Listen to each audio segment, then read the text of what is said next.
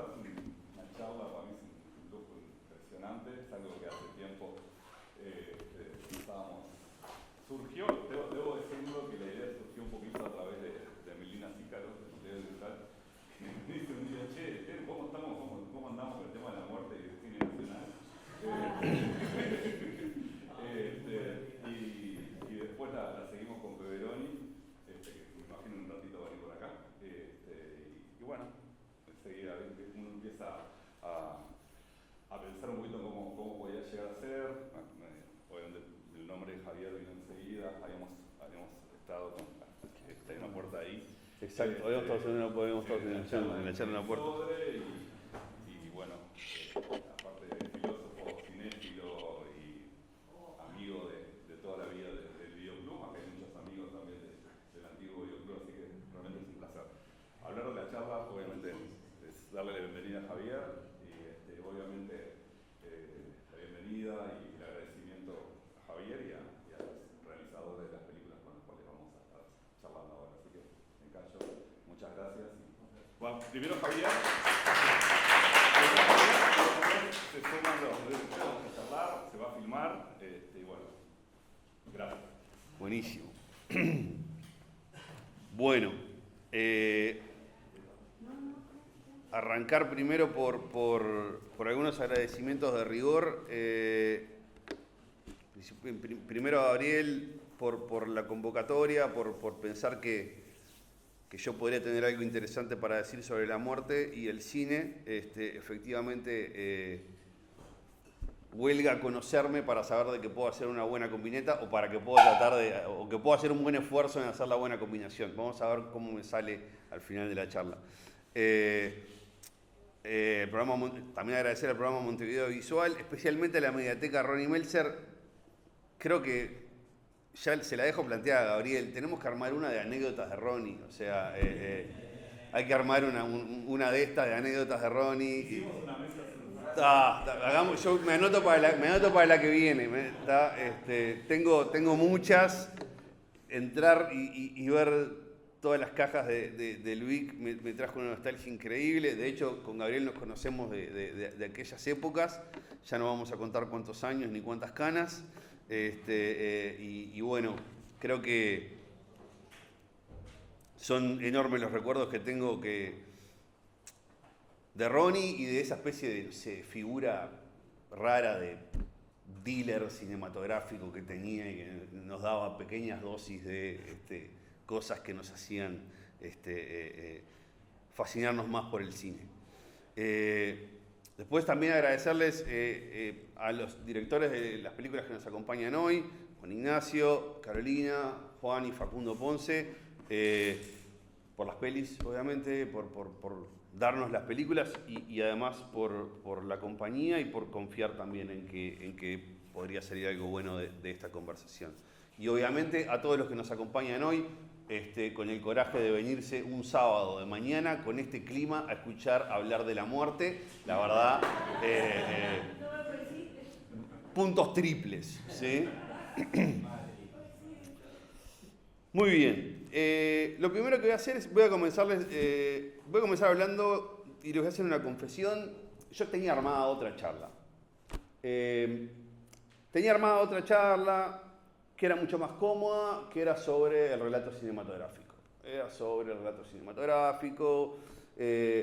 La luz, los símbolos, los valores de plano, el encuadre, el guión, la composición y la muerte, y etc. Y hace un par de días dije, a mí no me llamó Gabriel para que yo hablara de esa charla. Yo no soy crítico cinematográfico, soy sí trabajo o he trabajado y de hecho, justo ahora estábamos hablando, doy clases a futuros cineastas sobre otros aspectos de la producción cinematográfica, pero en realidad Gabriel me llamó para que yo hablara de filosofía y cuando estaba pensando en por qué había armado la otra charla, dije, bueno, armé esta otra charla porque yo no quiero hablar de la muerte, ¿no? Entonces, porque como igual que a todos, nos incomoda un poco hablar de la muerte y me costó vencer la tentación de venir con la otra charla, más cómoda y más fácil, Así que hice un esfuerzo y doblegué la tentación, así que lamentablemente les voy a hablar de la muerte durante unos 25 o 30 minutos. ¿Sí? Antes de arrancar, un pequeño mapita de qué les voy a contar y una pequeña salvedad a tener presente. El mapita es que esta charla tiene dos partes. Tenía tres, pero me di cuenta que era mucho, así que la dejé en dos. ¿Sí? Y después tiene un segundo capítulo que es la charla con Carolina, Juan y Facundo. ¿Sí? Pero las dos partes de la charla yo voy a hablar de dos cosas. Voy a hablar de el morir y voy a hablar de no morir. ¿Sí? Que son como dos aspectos que creo que me surgen como los aspectos como más relevantes después de mirar las películas y querer compartir con ustedes. Y la salvedad es que en todo lo que yo voy a hablar, al final de todo lo que voy a decir, o en el medio de todo lo que voy a decir, alguien me podría levantar la mano y me podría decir, sí, pero la religión. Y yo en realidad lo que voy a hacer acá voy a poner entre paréntesis la religión, y voy a poner entre paréntesis, digamos, el modo en que las religiones y otros espacios de funcionamiento de la espiritualidad tienen de entender la muerte, porque entiendo que, una, no tengo tiempo, entiendo que, dos, me llevaría una charla aparte, y entiendo que tres, y si quieren eso después lo dejamos para la charla con los directores, es un aspecto que está como bastante poco presente en las películas en las que nos toca conversar. No está en primer plano ni mucho menos. Así que, por eso, la religión entre paréntesis. Capítulo 1, entonces, el morir. Quiero compartirles una lectura del primer capítulo, el comienzo de La invención de la soledad, de Paul Auster. Este es un libro que Paul Auster escribe a razón de la muerte de su padre. ¿Sí? Y arranca, este es el primer párrafo. Un día hay vida. Por ejemplo, un hombre de excelente salud, ni siquiera viejo, sin ninguna enfermedad previa. Todo es como era, como será siempre. Pasa un día y otro, ocupándose solo de sus asuntos y soñando con la vida que le queda por delante. Y entonces, de repente, aparece la muerte. El hombre deja escapar un pequeño suspiro, se desploma en un sillón y muere. Sucede de una forma tan repentina que no hay lugar para la reflexión. La mente no tiene tiempo de encontrar una palabra de consuelo. No nos queda otra cosa, la irreductible certeza de nuestra mortalidad. Podemos aceptar con resignación la muerte que sobreviene después de una larga enfermedad, e incluso la accidental podemos achacarla al destino. Pero cuando un hombre muere sin causa aparente, cuando un hombre muere simplemente porque es un hombre, nos acerca tanto a la frontera invisible entre la vida y la muerte que no sabemos de qué lado nos encontramos. La vida se convierte en muerte y es como si la muerte hubiese sido dueña de la vida durante toda su existencia. Muerte sin previo aviso, o sea, la vida que se detiene y puede detenerse en cualquier momento. Quería arrancar por este pasaje, primero porque obviamente es inevitable pensar en las muertes que pueblan estas películas, leyéndolo ahora de nuevo, pero también porque nos acerca a este primer modo de entender la muerte que quería elegir para comenzar la charla, y es esto de la muerte como verdad antropológica necesaria. Esto suena medio complejo, ¿sí? pero voy a tratar de explicarlo. Una verdad necesaria en filosofía le llamamos a aquellas cosas que no pueden no ser, aquellas cosas que son necesariamente, aquellas cosas que sí y solo sí ocurren. Y mientras que la lógica, por ejemplo, está llena de verdades necesarias, ¿no? O sea, sí, solo sí, 2 más 2 es igual a 4, o sí, solo sí, 5 más 2 es igual a 7, o sí, solo sí, una cosa es distinta de otra cosa. En la vida, en la antropología, en el modo de encontrarnos con las cosas en el mundo, hay pocas verdades necesarias, hay pocas certezas absolutas. De hecho, uno de mis grandes maestros filosóficos siempre me decía, lo lindo de la filosofía es que te enseña a abrazar y querer la incertidumbre, que es eso de salir por la puerta de tu casa y entender que no sabes nada de lo que puede llegar a pasar y de cómo vas a tratar de entenderlo. Sin embargo, hay algo que sí sabemos con absoluta certeza sobre la existencia, y es que vamos a morir.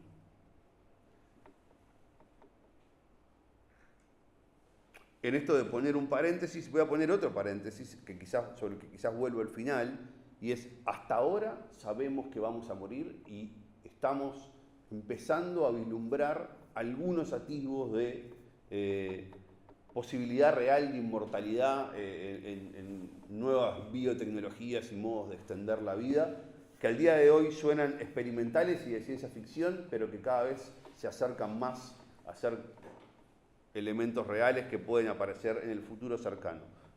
Si eso pasa, habrá un mundo nuevo definitivamente por delante.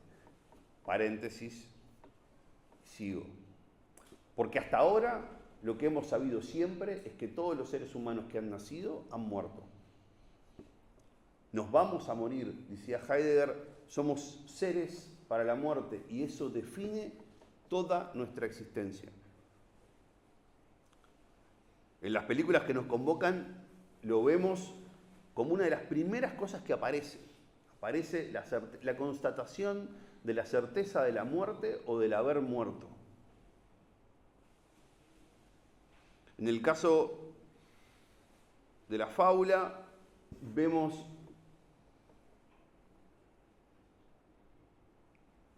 a Carolina enfrentarse a la necesidad de acompañar el tránsito hacia la muerte. En el caso de Hay una puerta, vemos a Sureda y a Benito luchar con estas certezas, pelearse con estas certezas, entreverarse con estas certezas. En el medio, entre un ir y venir, entre un saber, entre un querer, un decir, un querer morir, un no decir querer morir, o un decir querer morir, es como ese diálogo raro sobre esta certeza de la muerte. Y en el caso del retrato de mi padre, hay un volver sobre lo sabido para entenderlo nuevamente, para reentenderlo, para resignificarlo, para volver a ponerlo en ese otro lugar donde sabemos lo que sabemos nuevamente. Pero todos estos intentos siguen siendo intentos de superar esta verdad antropológica o de enfrentarnos a esta verdad antropológica de alguna manera como marcas de la más fútil y persistente rebeldía que tenemos los seres humanos. Esta de morir o no morir, de ser o no ser, como decía Hamlet. Donde pareciera que nos resistimos a doblegarnos frente a la inevitabilidad de que la respuesta por el no ser es la clara respuesta que nos viene dando el universo hace cientos de miles de años. De que no hay pregunta ser o no ser, no ser, porque no hay manera de doblegar esa forma. Sin embargo, persistimos en esta rebeldía que a mí me resulta como de los rasgos más fascinantes de nuestra humanidad y que ha construido justamente todo lo que los seres humanos tenemos a nuestro alrededor.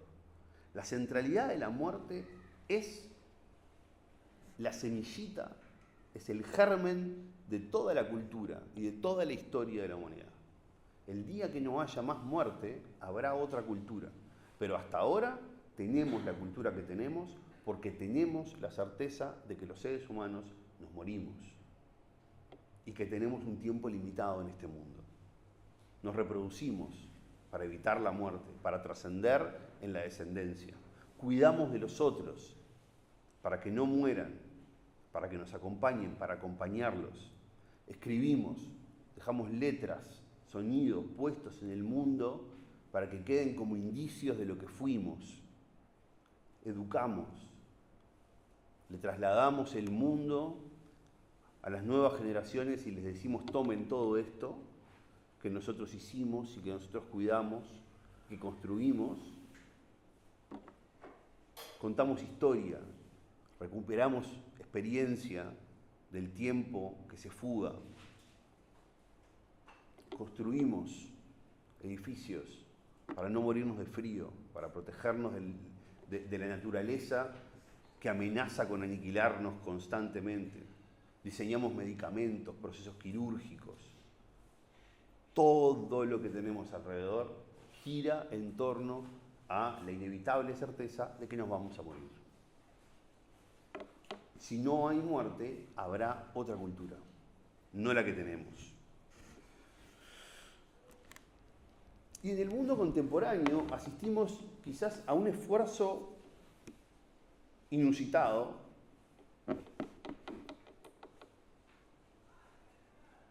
y acá después capaz que Facundo tiene un poco más clara la cronología de esto, por matar la muerte institucionalizándola. El mundo contemporáneo inaugura esta idea de que nosotros podemos de alguna manera aislar la muerte, encapsularla, casi que matarla, casi que no verla, al institucionalizarla, al colocar la muerte en un centro de salud, al colocar la muerte tras procesos burocráticos, al tecnificarla. Y sin embargo, mientras yo miraba y remiraba las películas que nos convocan hoy, o sea, es notable y sumamente agradable encontrarse con esfuerzos cinematográficos y narrativos en general que hacen el esfuerzo contrario.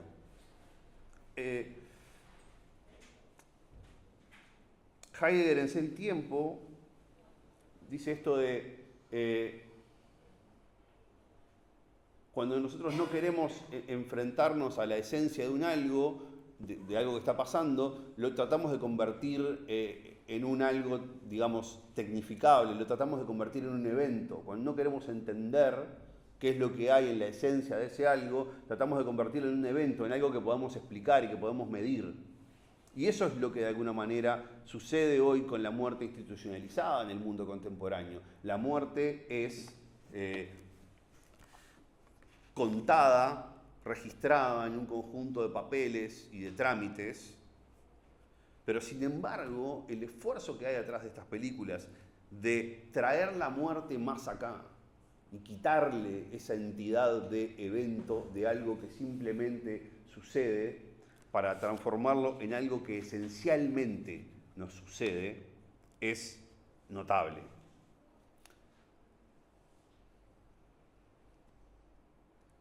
Al ver el esfuerzo que hay en la fábula de cuidar, de mostrar cómo la muerte afianza un vínculo de amistad, al mostrar cómo un espacio de diálogo compartido puede cambiar la manera que dos personas tienen sumamente establecida de pensar la muerte, como vemos en Hay una puerta.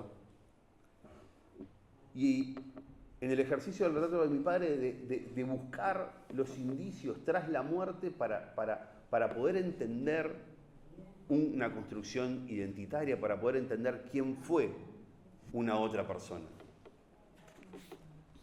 Ahí hay un esfuerzo por convertir la muerte en otra cosa, algo que ya no es un evento, ya no es simplemente algo que pasa, es algo que nos pasa y que nos pasa a todos, no pasa ahí afuera, nos pasa acá, nos pasa a nosotros. Y a los que no nos pasa, nos va a pasar. Hasta acá sobre la muerte. Segundo capítulo, no morir. Cuando ingresamos a hablar de el no morir, ingresamos inevitablemente al terreno de lo absurdo, porque no morir es absurdo. Por todo lo que decía anteriormente, pensar en que no vamos a morirnos es efectivamente un absurdo, inconmensurable. La voluntad es absurda, ¿sí? Porque nos enfrenta a esa resistencia que tenemos frente a la muerte y además porque justamente nos arroja de lleno a la pregunta por el sentido de la vida. Y en esto, otro pasaje breve para compartirles, en este caso de Albert Camus, filósofo francés, existencialista, absurdista, ¿sí? Y que en el mito de Sísifo comienza diciendo esto. Dice él: no hay sino un problema filosófico realmente serio, el suicidio. Juzgar que la vida vale o no la pena ser vivida equivale a responder la cuestión fundamental de la filosofía. El resto, si el mundo tiene 3 dimensiones, si las categorías del espíritu son 9 o 12, viene después. Mucha gente muere porque considera que la vida no merece la pena ser vivida. Veo a otros que se dejan matar paradójicamente por las ideas o ilusiones que le dan una razón de vivir. Juzgo, pues, que el sentido de la vida es la más apremiante de las cuestiones. ¿Y cómo responder a ella? Camus continúa diciendo en el mito de Sísifo que siendo el hombre la única criatura en el mundo que puede elegir no vivir, porque es prácticamente inusitado el suicidio en el mundo animal, sino inaudito, el ser humano mayoritariamente, por más de que obviamente hay muchísimos casos de suicidio y lamentablemente más en nuestro país, el ser humano mayoritariamente elige seguir viviendo. Y las razones entonces por las que elegimos seguir viviendo son las razones que tienen que estar muy allá en el fondo, dotando de sentido de la vida. Porque pudiendo elegir no vivir, elegimos vivir.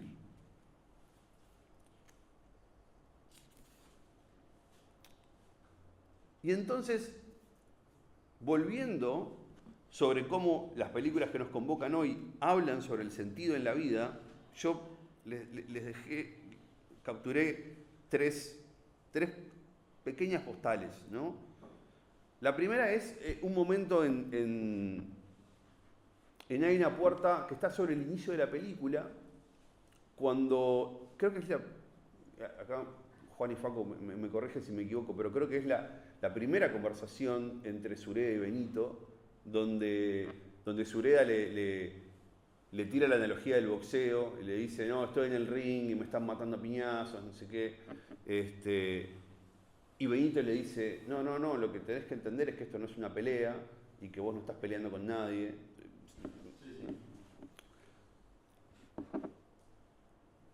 Y en ese momento, para mí ese momento es clave para entender cómo a partir de ahí cambia todo el diálogo entre los dos y cambia la manera de entender la muerte que tienen. En esto de decir, cambia el sentido.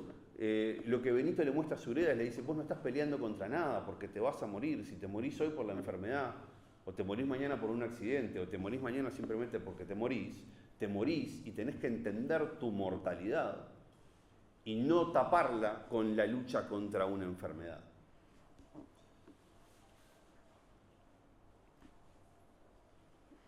Otra postal, ahora del retrato de mi padre, viendo a Juan en el empeño constante que hay en toda la película de despejar la variable del suicidio de la muerte de su padre.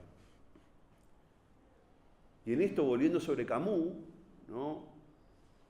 Justo hablaba antes con Juan de de cómo me cambió volver a ver el retrato de mi padre pensando en esta charla, en entender esto también, de que efectivamente hay una voluntad en la construcción del relato de despejar la variable del suicidio para encontrar la variable del sentido en la construcción del retrato de su padre.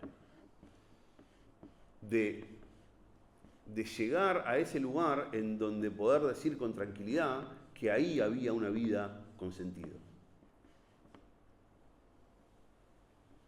Y por último, son varias en La Fábula y la Flor las conversaciones La Fábula de la Tortuga y la Flor, las conversaciones a las que voy a hacer mención, pero hay muchas conversaciones entre Carolina y Eliana tratando de resignificar y de entender el sentido del dolor en el morir. Pasan por discusiones sobre la resiliencia, después por discusiones sobre la legalidad y la ilegalidad de la eutanasia, el proceso de legalización, el morir con dolor, el dolor y la dignidad. Y en el fondo, esas son preguntas por el sentido del dolor. El sentido del dolor en la vida frente, además, a la que ellas saben es una muerte con mayor grado de inminencia, pero que está en el horizonte. Y en ese diálogo, en esa construcción conjunta de sentido, hay un proceso de aceptación, hay un proceso de resignificación y hay un proceso de volver a entender y de volver a darle sentido a esto que nos está pasando y por lo cual elegimos seguir estar vivos.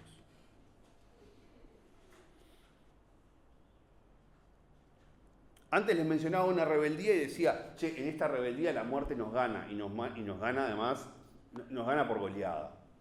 Históricamente, en esto de no querer morirnos, la muerte nos gana por goleada, pero quiero intentar terminar esta charla en un lugar un poquito más luminoso, así que me voy a ir a uno de los espacios en donde yo creo que si no le ganamos por goleada a la muerte, por lo menos le anotamos algunos goles, ¿sí? Y es un esfuerzo un poco menos inútil por nuestra parte, y es el del relato. Es la persistencia en seguir contando historias.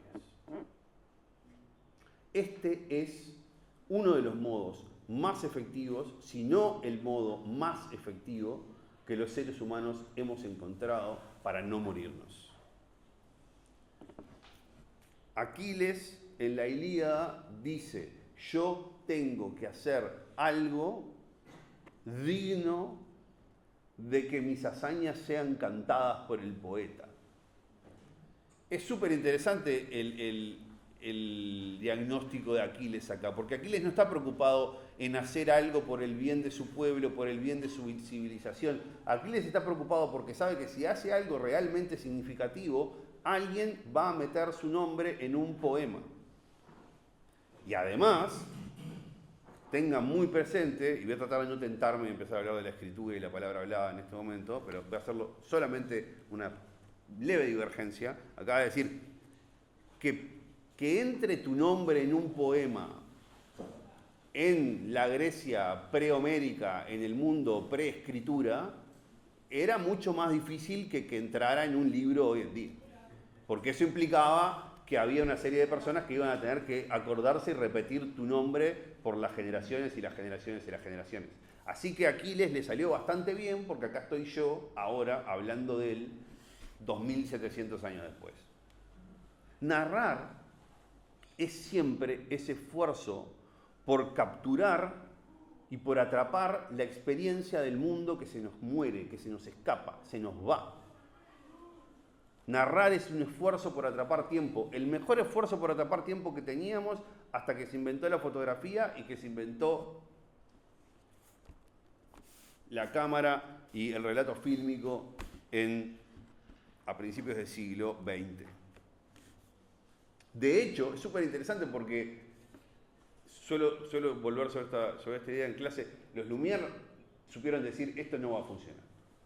Lumière, cuando inventaron la cámara cinematográfica, dijeron, esto no va a andar. O sea, va a ser es un chisme, dijeron, ¿no? Es un abaratejo, digamos.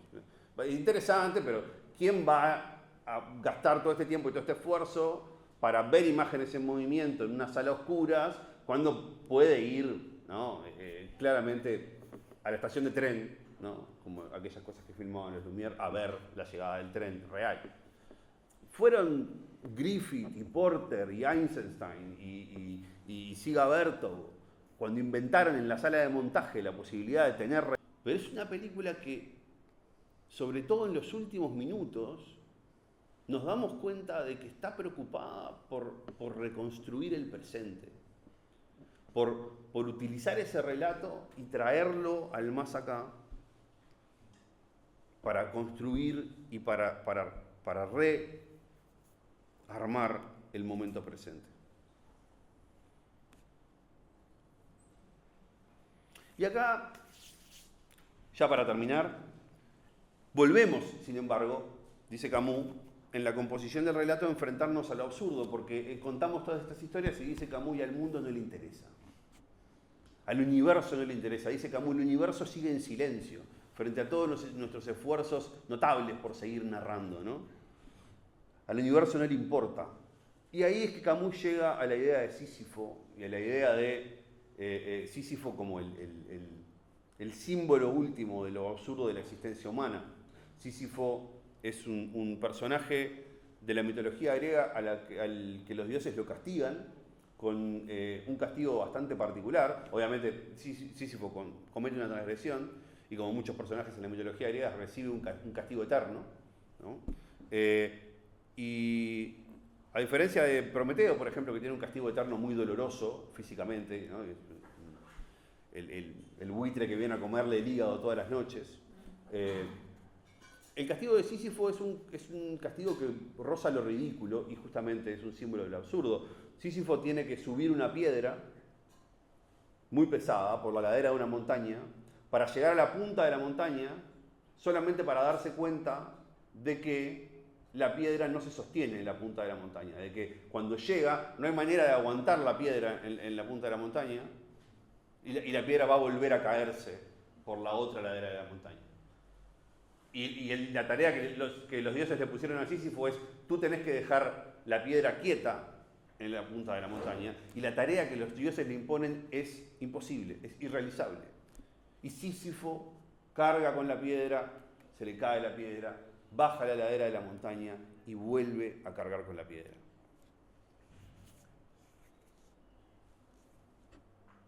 Esto parece, si uno lee a Camus hasta la página, en esta edición mía, el mito de Sísifo tiene 131 páginas. Si uno lee a Camus hasta la página 130, uno dice: este hombre es un depresivo, y este hombre, efectivamente, en aquella pregunta por el suicidio, se debe de estar por suicidar este hombre, porque acaba de decir que toda la existencia humana es absurda.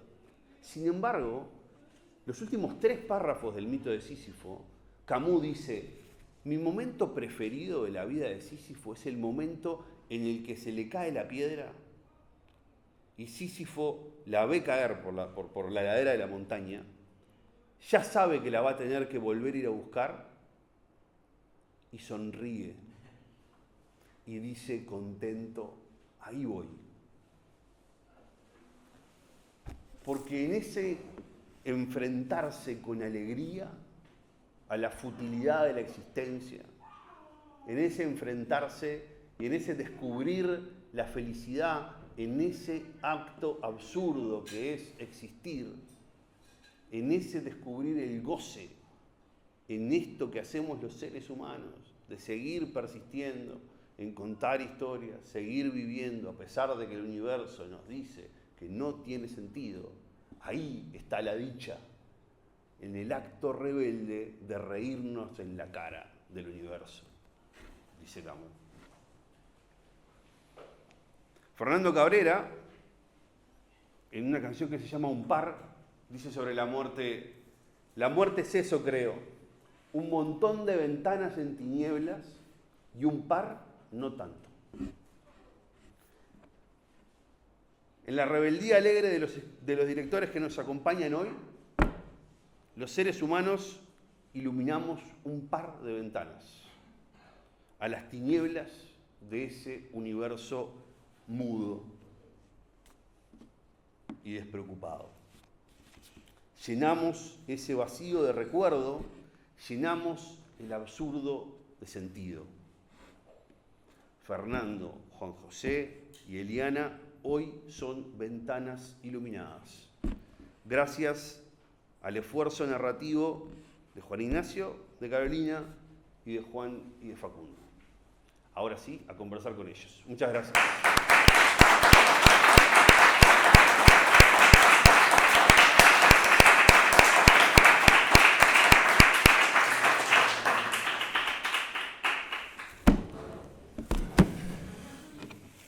Sí, usted quiere preguntarme algo, ¿cómo no? En toda tu...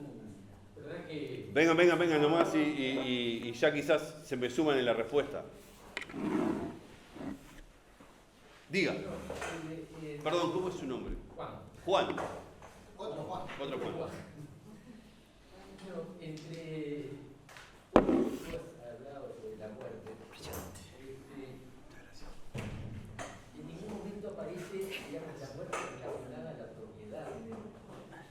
A la propiedad, la relación con es decir, que es un concepto... ¿A la propiedad?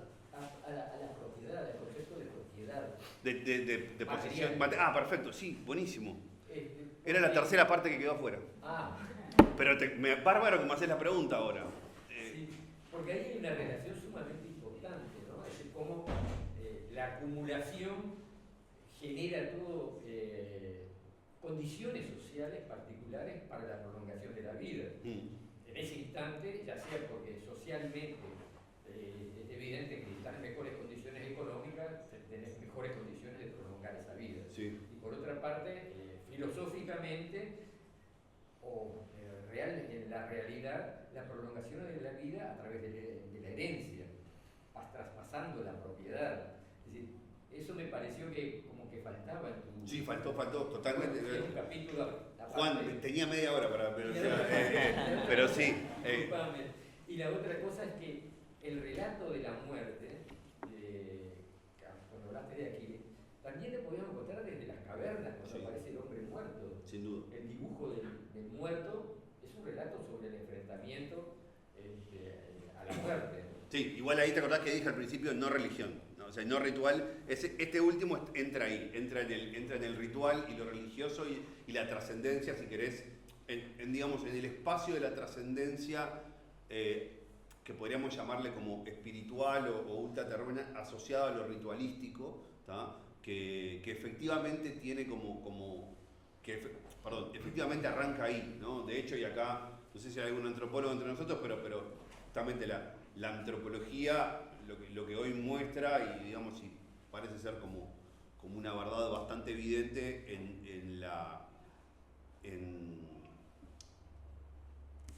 el análisis del surgimiento de las religiones, es que efectivamente en ese ritual de la preservación del cuerpo tras la muerte, en los rituales funerarios, es donde aparece la pulsión por la trascendencia espiritual que termina transformándose o institucionalizándose en lo que hoy conocemos como religiones organizadas, ¿sí?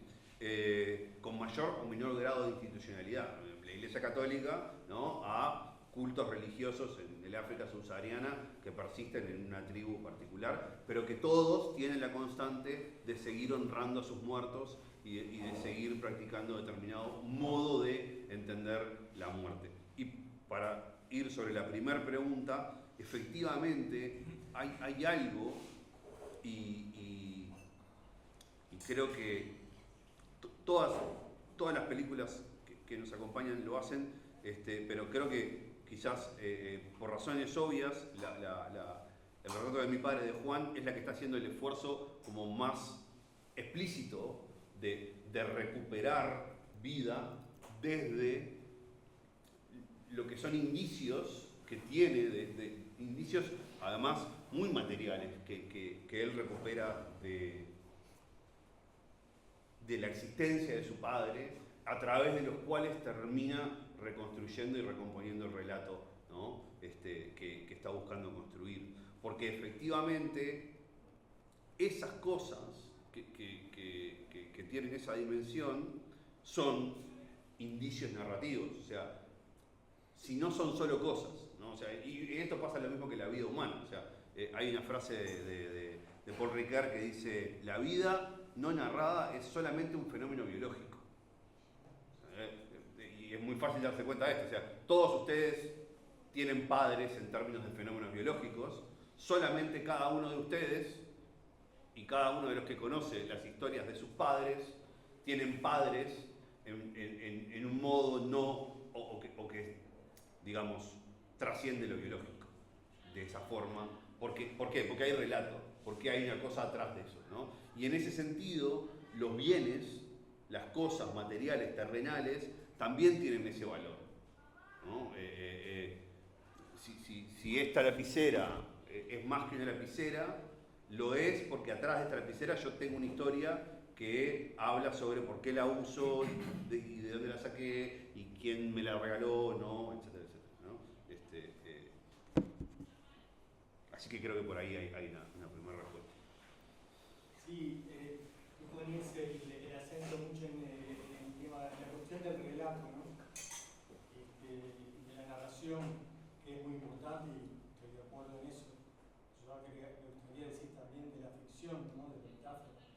Así como se utilizaba la metáfora de la guerra, de la pelea, del boxeo, tú usas el del fútbol, de hacer un gol, digamos. Pero también me parece que el relato no es suficiente. El relato es importante, pero no es suficiente. Por ejemplo, cuando Benito le dice, como tú recordás, esto no es un ring de box, es una cosa, ¿no? Yo pienso que no es eso lo que cambia la perspectiva de la persona, sino la presencia de Benito allí, y la presencia sincera y constante, es lo que hace que esa narración cambie, digamos, ¿no? Y que va tomando otras formas. Yo creo que el cambio se produce cuando el paciente empieza a esperar la llamada, digamos, ¿no? Ahí hay una dimensión de la temporalidad que cambia, o sea, no es, hay algo que se engrosa, digamos, entre la espera de la muerte y el vivir aún, digamos. Y eso tiene que ver con la presencia.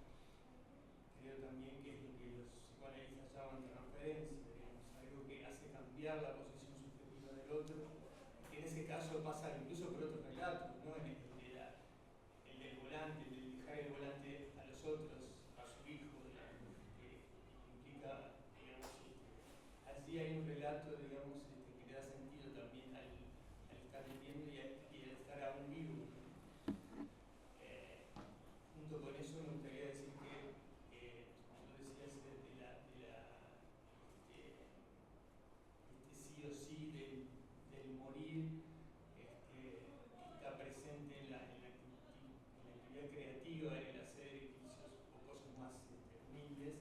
Sin embargo, yo lo acepto y me parece verdad si se pone al lado de que también está la convicción de la vida, de vivir aún, digamos, ¿no? Entonces van las dos cosas juntas y a veces incluso un poco disociadas. Sí, ahora creo que frente a lo último, creo que lo primero lo pueden contestar mejor ellos que yo, pero solamente referirte frente a lo último que quizás, si no quedó claro esto, cuando yo traía a Camus, lo traía por esto. Cuando Camus dice, si nos vamos a morir, entonces ¿por qué vivimos? Esa es la pregunta. Por eso Camus dice, esa es la pregunta. Y todas las demás preguntas son ruido. O sea, si hay Dios, no hay Dios, si el mundo existe, todas las demás preguntas son ruido, dice Camus. La única pregunta que vos tenés que contestar es por qué en este momento no te estás matando, pudiendo hacerlo. ¿Por qué estás eligiendo vivir? Justamente por esto mismo que estás diciendo tú, la pregunta, digamos, la certeza inevitable de la muerte es la que te devuelve la necesidad inevitable e impostergable de contestar la pregunta de por qué tiene sentido tu vida. Porque si no...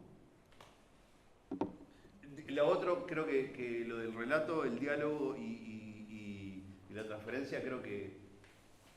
¿Seguro? Creo que el fragmento... Buenos días. Buenos días. Gracias por estar, como decían esta mañana, Sí. mortífera. Exacto.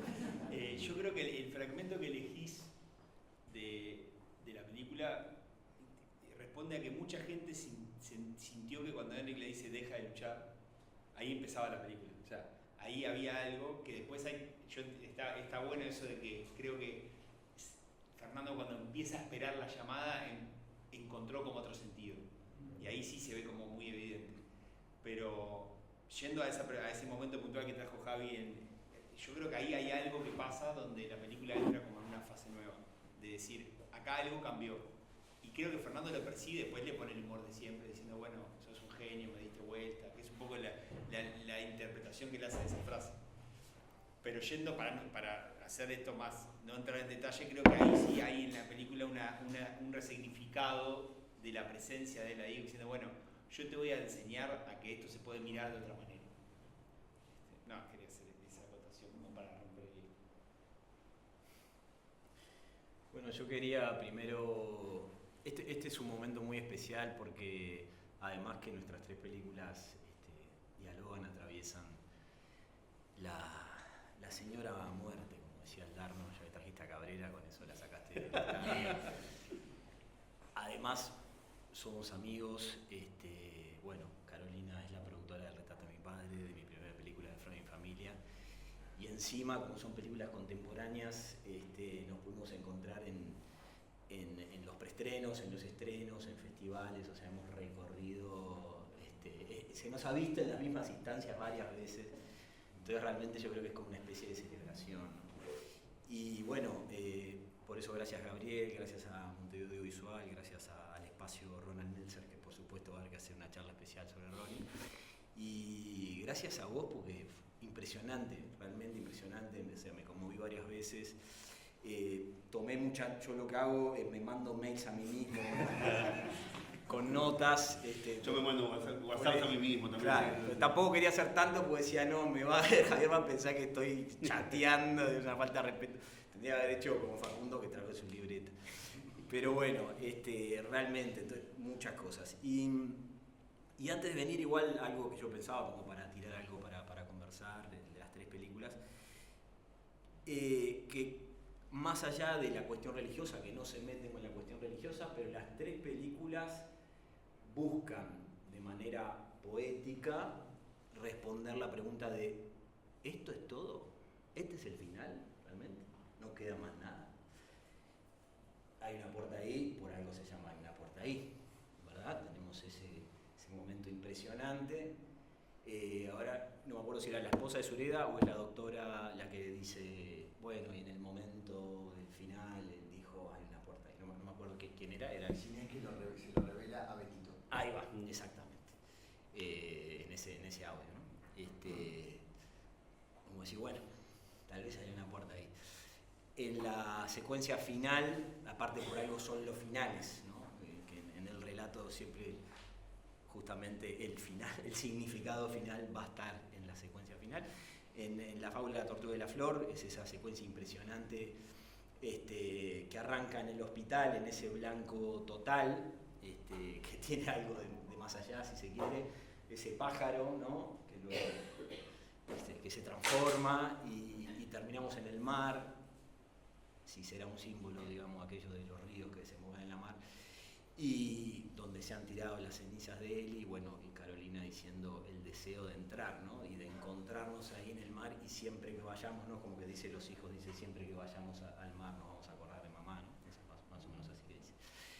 Y bueno, y es una respuesta poética, así queda algo más, ¿no? Y bueno, y en el retrato me mató cuando dijiste lo del más acá, de traerlo más acá, porque claro, la diferencia de las películas es que los que mueren, ellos los tienen un rato vivos, un buen rato en las películas están vivos.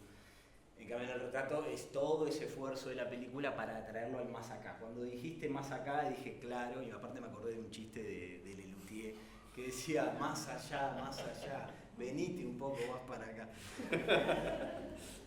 Y claro, justamente vos decís, en ese momento la película se trata sobre el presente, exactamente cuando en ese final tan buscado, donde lo institucional ya no da más respuestas, después de esa escena con mi madre, que está acá, que me acompañó, frente al expediente, frente a la institucionalización de la muerte y esa respuesta infructuosa, que no convence, que a mí... Pobre, exactamente. Bueno, sí, está bien, no eran tantas pastillas, bueno, ¿y estás conforme, Juan Ignacio? No, creo que no lo logré. Y el verdadero logro es cuando finalmente ese padre, de manera poética, misteriosa, llega a través de una música que aparece y finalmente con ese concierto improvisado final y con esa frase final que ahí dije, bueno, finalmente esta película llega a su fin, esta larga película, que cuando mi madre me dice, qué maravilla tenés la voz de tu padre, que es presentificar, decir, está vivo en vos, y bueno, también esa es una respuesta a sí queda algo, ¿no? Que ya lo dijiste, ¿no? La descendencia. Y de alguna manera vencerla, esas dos ventanas, hay dos ventanas, un par no tanto, ¿no? Un par no tanto. Entonces creo que las tres películas igual tienen ese arco, digamos, de hacerse esa pregunta de si queda algo, y cada una la responde con sus recursos, con su estilo poético, pero es inevitable hacerse esa pregunta que la religión contesta con sus herramientas. Y es interesante ahí, porque también creo que me quedó sonando esto de cómo también en la fábula terminan en el mar, y el mar presente, y el mar trayéndote, ¿no? La memoria y la construcción al más acá, y también ahí en la puerta termina con la fiesta, ¿no? Y digamos, y con Fernando de vuelta ahí en esa fiesta, ¿no?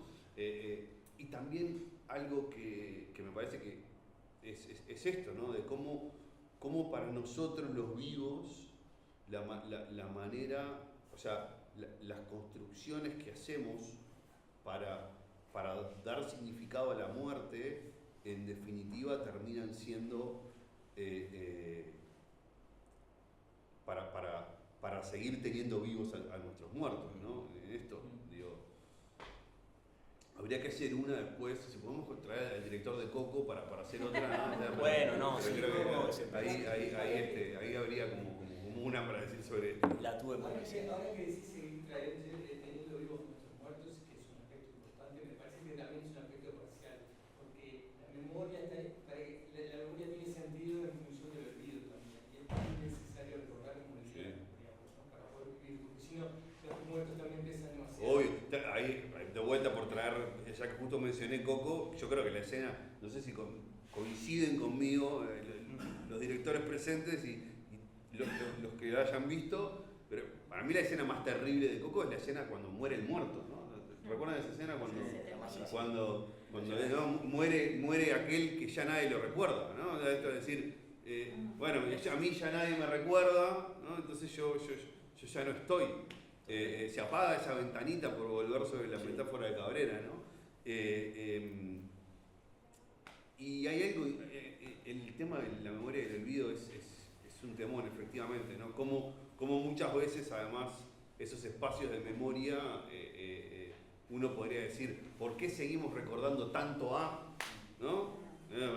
Miles de personajes nefastos de la historia que los seguimos recordando cuando podríamos recordar a, ¿no? Y en esto también de esa selectividad de la memoria y del olvido, hay también aspectos que no son tan derechitos en su funcionamiento, ¿no? O sea, no funcionan de manera tan clara.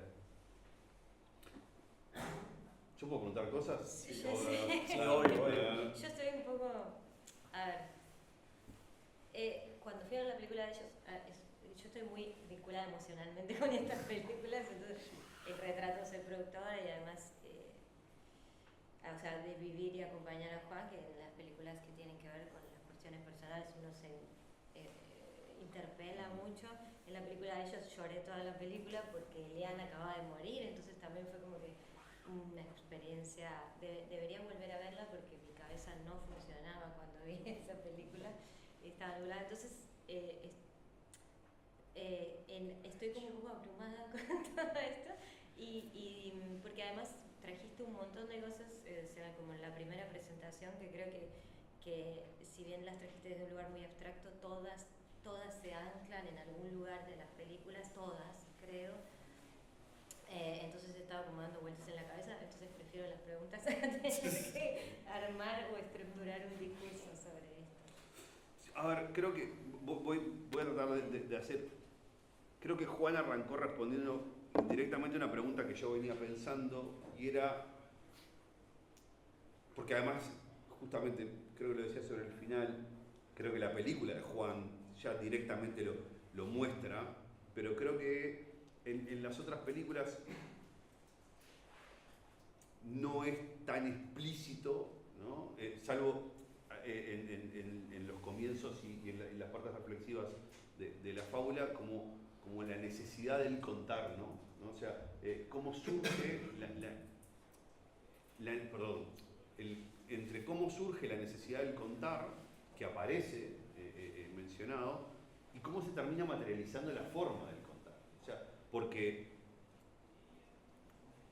quienes quizás estamos a veces en la cocina de los procesos de construcción de relato, sabemos en carne propia la distancia que hay entre una cosa y la otra, ¿no? Y creo que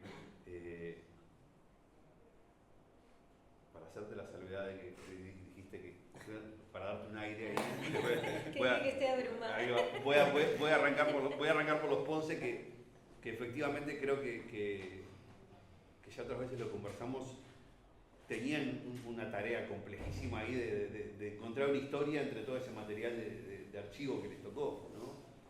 Y cómo hay ese puente entre la necesidad de contar esto y el cómo lo terminamos contando. ¿Cómo se construye?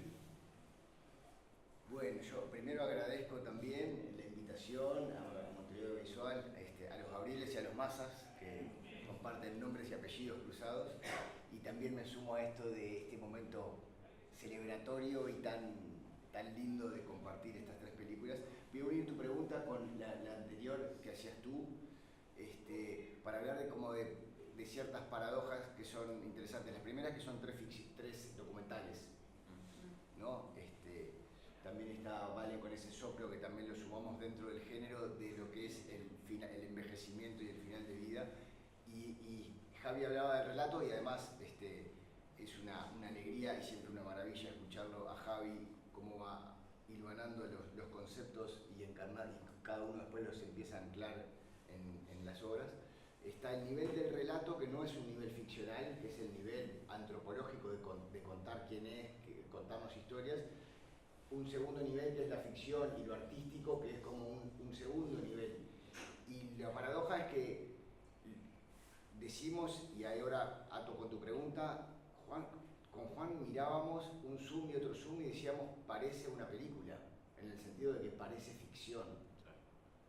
Y de repente después ves una ficción y dices, es tan buena que parece real. Claro.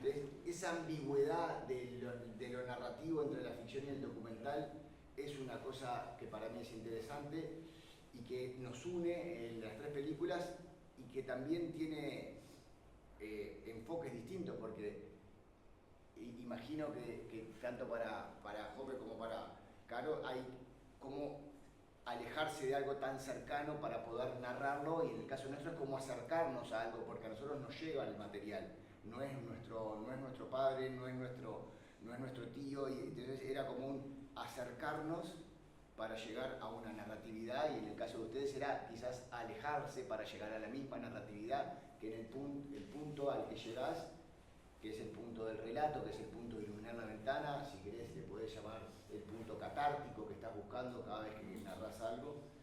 Y para nosotros, y con esto cierro, fue un proceso muy intermitente y muy contradictorio de respetar el material, de pervertir el material, de siempre buscando esta capa narrativa del documental para lograr la conmoción y la conexión con el público, con quien se lo mire, ¿no? Y ahí aparece la música, que siempre, y que cierre el retrato con la música, y está Hernán también por ahí, que siempre al final de todo, y eso es curioso porque es no narrativa, Claro. pero la música termina siendo, y por algo la catarsis, el origen es musical. E inmaterial. E inmaterial, es la música la que termina siempre de cerrar este elemento narrativo, tanto en la ficción como en el documental. Quizás ahí es el lugar donde se unen estas maneras de narratividad. Y en el caso nuestro, nada, 11 horas 40 minutos de material para construir estos 73 minutos que nosotros creemos que representan documentalmente la realidad de esos encuentros, que también son encuentros narrativos, porque bueno, Contame, de hecho, bueno, que es increíble, hablan 1 hora y media, se dicen las cosas más importantes y esenciales, y en el segundo Zoom le dice Benito, bueno, vamos a conocernos, cuéntame, ¿cómo te llamás? ¿Quién sos? Después de haberse dicho todo, y bueno, me llamo Fernando, tengo un hermano, no sé qué, yo me llamo Henry, y vos decís, wow, y es narratividad, de vuelta, volver a contarte un poco quién sos.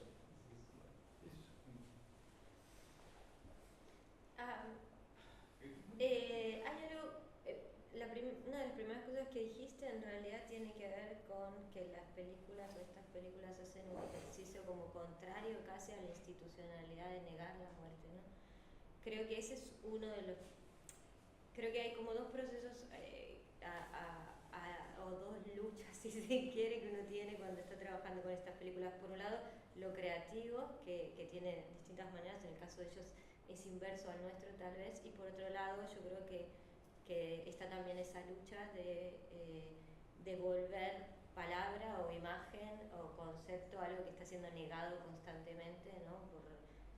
Y que es otra de las peleas que uno está dando cuando está trabajando, o no sé si peleas, es como otra de las dialécticas que tenés cuando estás trabajando con este material, ¿no? Que genera una tensión muy muy grande, porque creo que es distinto a cualquier otro relato que uno pueda trabajar, el que tiene que ver con la muerte, ¿no? Y de hecho es algo que siempre, que también uno quiere negar humanamente, porque uno trabaja sobre una película que trae al diálogo algo que se niega socialmente o se busca, en algunas sociedades, no todas, ¿no? Porque no es igual en todos lados. No, exacto. Y que uno también busca negar. Entonces es como también es interna la pelea, es como externa e interna en ese sentido de, bueno, voy a trabajar con un elemento que quiere ser silenciado y que yo querría silenciar y sin embargo no puedo silenciar. Y por ahí hay todo un proceso interno a enfrentar que me parece que dificulta cualquier película que tenga que ver con esto, sea una historia que te pertenezca o no. Y después... Ahí sí. solamente para contarte, creo que es clarísimo además en tu película como es como que bueno, lo evidencio. ¿no? Es Sí. como va apareciendo, ¿no? Es como una especie de pulso que va apareciendo y se va apareciendo, ¿no? La presencia de la conversación sobre la muerte que viene, va, bueno, viene y se va, viene y se va, ¿no? Hay algo sí también. Se mete fuera de cuadro. Sí. Porque hay algo en la película que yo que trato como de rescatar en ella, que tiene que ver con esta propia lucha de estar dialogando con algo que queremos negar también, y que en ese momento obviamente mi persona y mi personaje quiere negar además, ¿no? Que es la muerte de un ser muy querido. O sea, creo que hay... sí. Perdón, hasta yo interpretaba todo el fuera de foco. Y sí, de ella. Sí, claro. No, pero también de y del mío.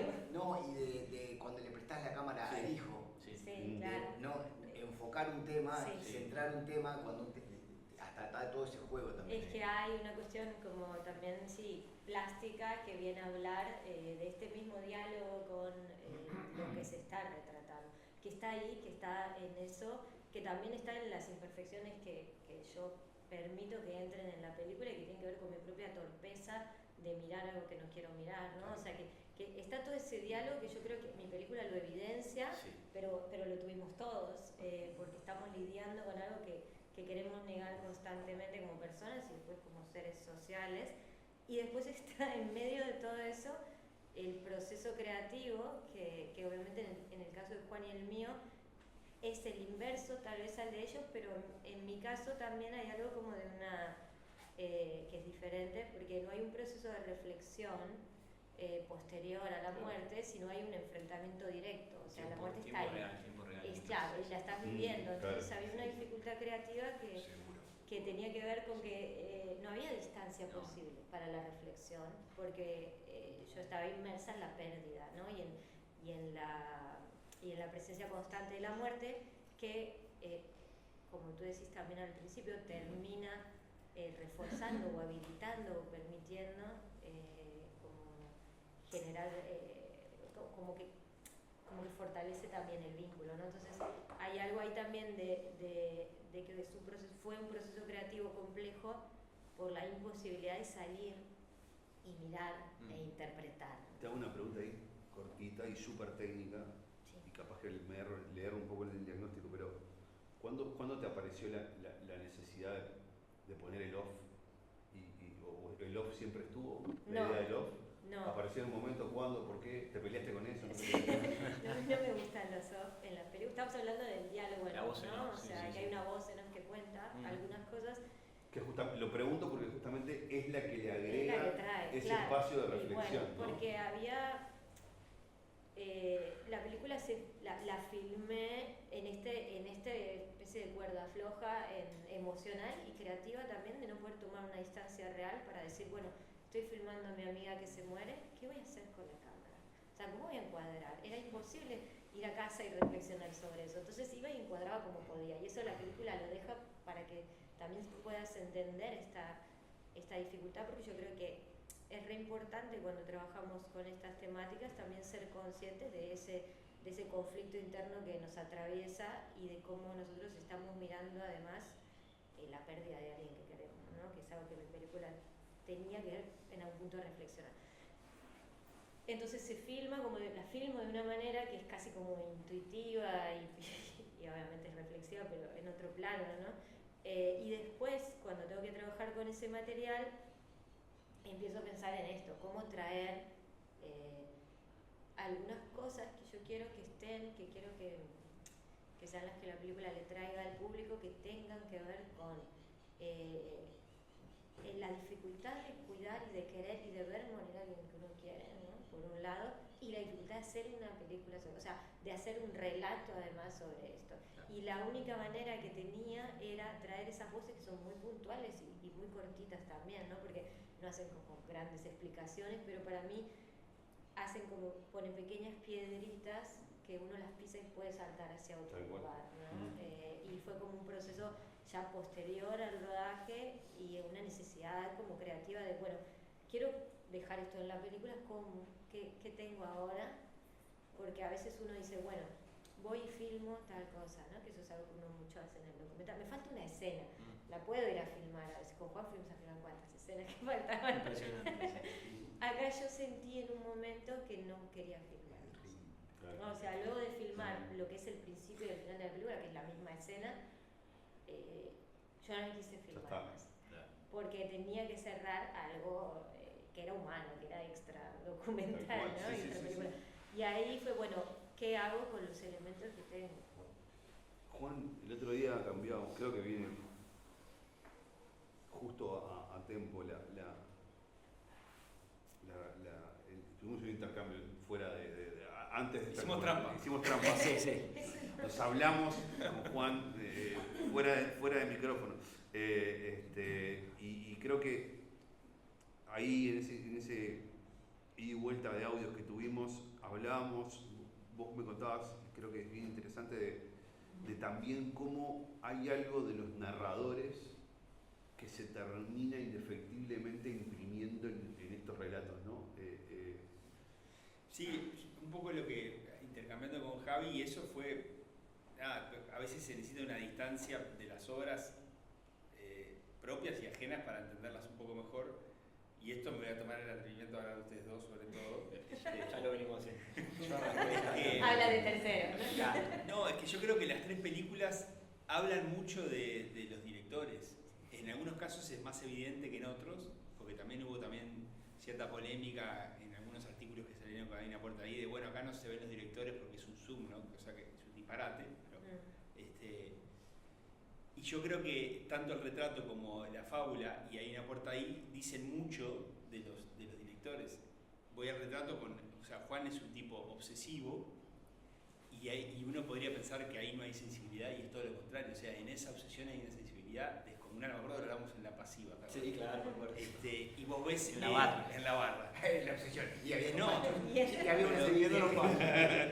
y yo le decía, es increíble como una película como Retrato, que es una autopsia, y hasta estéticamente tiene hasta una cosa fría, es de una sensibilidad descomunal, que habla mucho de la personalidad, y en la fábula hay una ternura, y esta cosa claro decía de los encuadres, pero también es como, yo cuando no la conozco menos que a Juan, pero la vez que la conocí en Mario, no sé, no te complico, ¿viste esta cosa de... Carlos así, todo No, pero desde un lugar muy auténtico, onda, ¿no? Sí. La película tuya no tiene No, ninguna una postura. confianza, una Claro, confianza que en va- lo que está pasando. Sí. Y en el diálogo con la amiga dice, acá lo que me importa es mi amiga, sí, capaz que la cámara, que después uno le puede encontrar una justificación narrativa por el tiempo que está con el material, pero en verdad tiene una autenticidad que tiene que ver mucho con ella, es decir, yo quiero estar con ella y hablar, y bueno, capaz que el plano no es el mejor, y eso en la película le da una fuerza de que vos sentís que ahí no hay ninguna cuestión de esperar que yo me pongo como autor a contar es mi amiga que está ahí, y como soy cineasta quiero contarlo,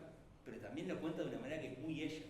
Y creo que ahí aporta ahí esa tensión que ha tenido siempre la productora con Facu de entretenimiento versus arte y de buscar los puntos medios y los diálogos, la tenemos muy natural nosotros. Esta tendencia que había de no, eutanasia o paliativos o a favor o en contra, creo que en la película inconsciente, porque todas estas cosas son muy inconscientes, ¿no? Que era lo que yo te decía, no es que somos así, vamos a hacer una obra así. Es una cosa que está en el inconsciente, que no lo puedes explicar a veces. Pero cuando te distancias y dices, mira, esto habla de ellos también. Aunque no salimos a buscar la historia no llega, pero creo que hay algo ahí de que por eso son obras y no son encargos. O sea, uno le tiene que imprimir algo a eso. A ver, yo creo que es imposible no imprimir, ¿no? Bueno, o sea, sí. hay algo y eso es lo que hace, a ver, las historias, y es lo que siempre hablo con los estudiantes, ¿no? Esta cosa de las historias son siempre las mismas y la única diferencia en el cine es quién las dirige, ¿no?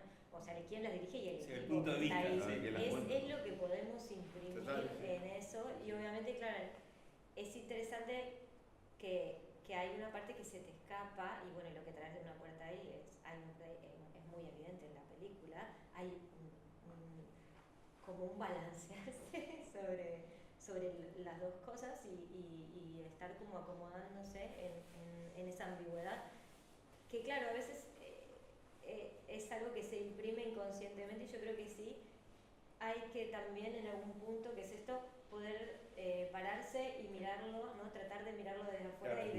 y de conducirlo, ¿no? Como manejar las riendas de tu propio cerebro de alguna manera. Es como, bueno, ok, es re difícil en el caso de mi película, por ejemplo, me llevó muchísimo tiempo poder hacerlo y poder generar tratar de domar eso, que en realidad ocurre naturalmente porque uno está imprimiéndose sobre lo que trabaja. Pero llegar a ese punto, creo que, y ustedes tienen que haber llegado como con Juan, ¿no? Como de domar esa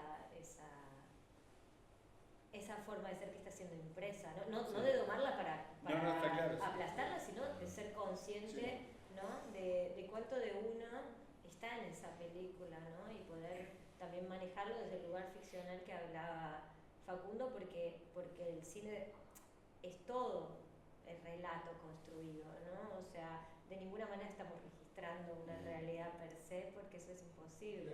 Entonces hay que poder controlar en algún momento del proceso, que es muy difícil y creo que tiene mucho que ver con la naturaleza de cada película y de cada uno, cuánto uno se va conociendo también como a lo largo de su carrera, ¿no? Pero llegar como a ese momento de decir, bueno, acá estoy dejando ver estos hilos míos, que está bueno también decidir. Digo, nos pasaba mucho con Juan, de cuánto dejar ver que Juan es un obsesivo. Claro. Pero Juan en un momento eso lo hizo Claro. muy consciente, ¿no? O sea, y Sí. dónde va a entrar la emotividad y demás, ¿no?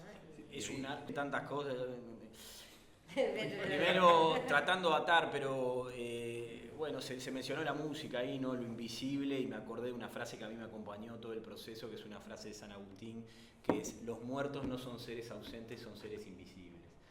Y a mí eso me ayudó mucho, porque lo creía realmente que mi padre era invisible, pero que estaba ahí y que el esfuerzo era traerlo al más acá. Preguntábamos por la distancia, ustedes decían, bueno, sí, teníamos que, está bien, Sureda no lo conocíamos, teníamos que primero conocerlo, quererlo. Carolina es eso, yo iba a decir, lo que pasa es que Carolina estaba filmando la Franja de Gaza, o sea, estaba en la guerra, no hay tiempo de agarrar y decir, ¿cómo hago esto? Y por eso la voz en off es justamente sí, hablando del futuro, digamos, o mirando entonces en perspectiva eso que ahora se convirtió en pasado, por más que la película es eso, es un presente inmediato. Me acordé también cuando agarra y Eli dice, cuando va su hijo y juega con el encuadre y lo abre, y Eli dice, no, es de buena amiga, filmarlo de lejos, ya le habían cortado la pierna, ¿no? Esa cosa de cómo voy a encuadrar no solo la muerte, sino el deterioro, esa decadencia durísima. Entonces está eso, ¿no? ¿Cómo hacemos para mirar de frente eso que nos explota? Y bueno, y trae ahí Juana al obsesivo, por supuesto, una manera de pensar el arco mío o de Juan Ignacio, protagonista, Ignacio de la película, es que sí, es un tipo obsesivo, analítico, que hace una autopsia, hasta que eso se quiebra y finalmente llega lo más difícil de acceder en ese tomar distancia, que era, bueno, que para mí eso lo termina de abrir o lo abre con mucha fuerza cuando mi tía... hay una escena cercana al final que agarra y dice, ¿qué fue? Primero me dice, te quiero porque sos mi sobrino, te quiero, me abraza, nos abrazamos y me dice, ¿qué fue lo primero que yo pensé en aquel momento? Este niño de 8 años quedó huérfano. Es como ese tipo que ha jugado a ser el investigador, el obsesivo, que ha analizado todo en blanco, objetos, y que va y pregunta y como un investigador, y finalmente sí queda el chiquito ahí expuesto, que va con la mamá y termina, y la mamá diciéndole, sí, claro, es tu papá y vos tenés la misma voz. Es como todo un recorrido de 90 y pico de minutos para llegar ahí. Por supuesto que soy yo esa persona que parte, es que está hablando y analizando cosas, pero después termina quebrado, cantando y haciendo percusión en una película, o sea, pero hay que llegar. Hay que hacer ese recorrido. Yo creo que, a ver, esto hubo que recuperarlo conscientemente, que es un poco lo que decías, necesitamos llegar a un punto en donde tenemos que mirarnos y poder vernos así y recuperar, porque esa escena podría no haber estado en la película, la de la tía que habla Juan, que es cuando Juan deja de ser este señor que está barbudo acá y se convierte en niño, ¿no? Claro. Pero la decisión es una decisión consciente. Yo intenté borrar todas las huellas, o sea, no me resistí. Bueno, de hecho tu aparición es tardía en la película. Claro, va entrando en cuadro de a poco. El proceso no es que nunca supiste que ibas a estar. Exacto, no, es más, lo fui aceptando. La película da testimonio de eso, ¿no? Claro. Pero hay también un momento en el que uno necesita, y que creo que ocurre ahí en el montaje, tomar conciencia y poder manejarse también, ¿no? Asumir el protagonista de hijo. Claro, y ser consciente de que tenés que hacer aparecer estas cosas, ¿no? Sí. Y que lo que va pasando también es que, si bien acá estamos hablando de la muerte, en realidad las películas todas son sobre otra cosa. Sí, la vida. O sea, están, por supuesto que está, pero como diciendo, bueno, hay un momento que ustedes deben haber descubierto, pero acá lo que estamos contando es una amistad, es el nacimiento de una amistad. Y ahí es cuando derrotás a la muerte también, porque eso le da luz. Y ahí hay una pulsión en esto de ganarle la pulseada a la institucionalización de la muerte. Creo que todas las películas terminan también haciendo un esfuerzo y además logrando notablemente una apropiación subjetiva de los procesos que están contando, ¿no? O sea, la tendencia, esa tendencia a sacarnos la muerte que tienen las instituciones es una tendencia para transformar la muerte en algo objetivo, no objetificarla, ¿no? Objetivizar, gracias, objetivizar la muerte, ¿no? O sea, esto de decir, bueno, no, fulano de tal, ¿no? Que en el ejercicio de derrota de mi padre se ve clarísimo. Se ve cómo estás como todo el tiempo remando hacia atrás, ¿no? Y recogiendo el reel de la pesca ahí, de bueno, a ver, los datos, los hechos. Este dato que está acá, ¿no? Este inventario de cosas, y trayéndolo al modo más intuitivo de humanizarlo, esto que también yo te voy a contar Sí. qué es lo que me pasa a mí con esto, ¿no? Y en eso yo creo que, yo que soy un gran, términos filosóficos, antimoderno, y esto de la pasión por lo objetivo, ¿no? O sea, digo, creo que todas traen esto de decir, bueno, a ver, hay en esto algo que nos ata y nos une, que es que en definitiva todos estos momentos nos pasa, y si no nos pasa, nos pasó, y si no nos pasó, nos va a pasar. Y vamos a tener que tocar esta cuerda y hacerla vibrar en nosotros para que suene de esta o de esta manera, ¿no? Pero que si no suena, te vas a estar perdiendo de algo, ¿no? O sea, y en ese sentido, creo que todas muestran como esta necesidad de hacer sonar esa cuerda, y juro que la metáfora y la analogía musical fue 100% involuntaria, pero para sumar ahí como algo más. Y ya, si no hay preguntas, me gustaría terminar con un concepto muy abstracto y complejo, y es que va a haber dos funciones, hay una puerta ahí. Para yo también tengo que pasar esto. Totalmente. Pasemos. Sé que es difícil porque hay muchas ideas en la vuelta y esto es un argumento A ver cómo atás eso, a ver. Pero bueno, quiso el destino que esta charla Sí. sea 48 horas antes de que vuelva Benito a Uruguay Totalmente, sí. En realidad viene a saludarnos y ya está entrado en años y no va a volver a cruzar el océano. Entonces nos dijo, quiero ir, y viene es verdad, paso el chivo, pero es verdad. Aterriza el martes acá en Montevideo y se queda una semana, y jueves y viernes hay funciones, al mismo tiempo que Montevideo Visual tiene programadas funciones.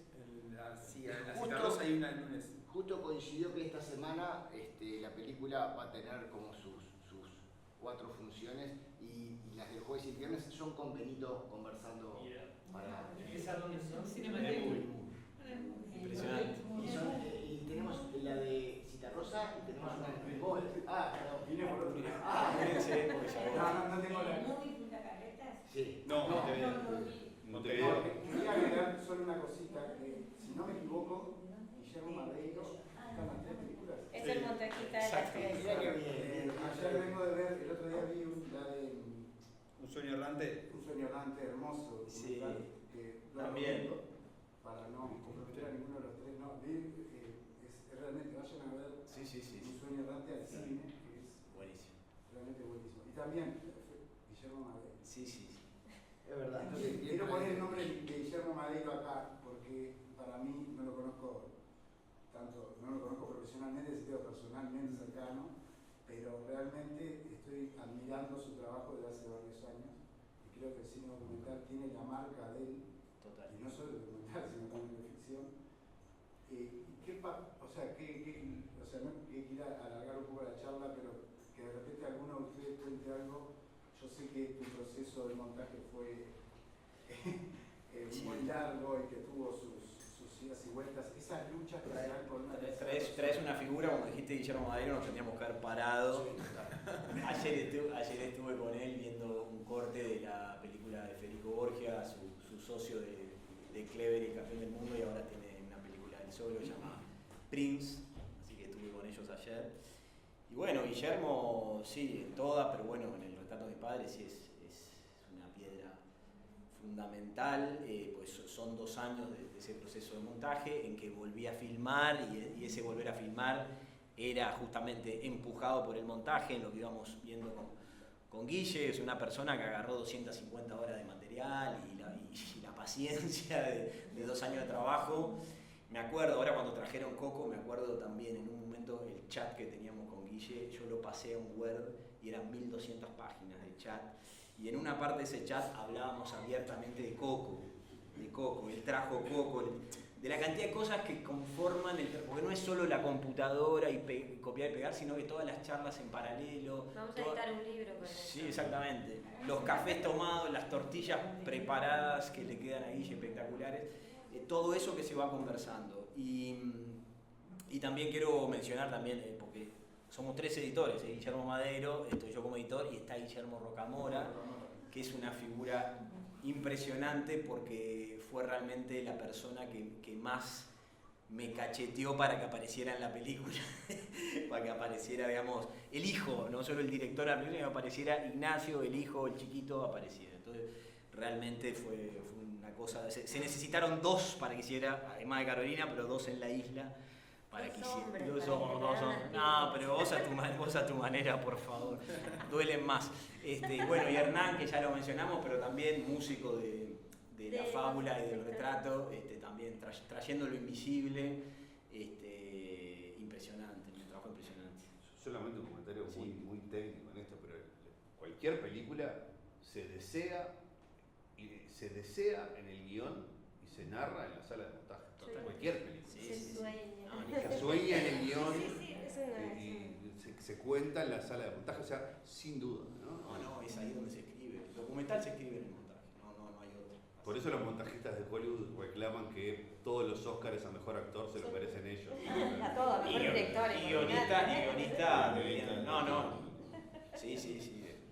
Bueno, yo quiero agradecer a